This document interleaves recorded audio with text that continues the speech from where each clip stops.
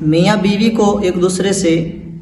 اختلاف اور لڑائی جھگڑے سے بچنے کے لیے بہت احتیاط کا پہلو، احتیاط کا دامن تھامنے کی ضرورت ہے۔ اس حوالے سے حضرت ابو امامہ آپ ارشاد فرماتے ہیں کہ کبھی ایسا بھی ہوتا ہے شیطان کا وار، وہ میاں بیوی کے درمیان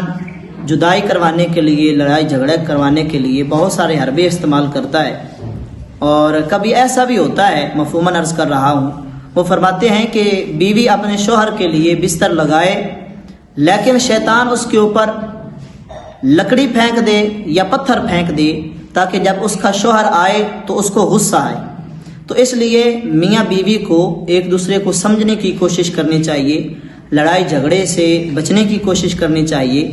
اور اگر کسی سے کوئی بات ہو جائے تو غصے کو اپنے کنٹرول میں رکھنا چاہیے، ورنہ یہ نوبت جو ہے لڑائی جھگڑے کی اور غصے کی جو نوبت ہے آگے طلاق تک پہنچ جاتی ہے۔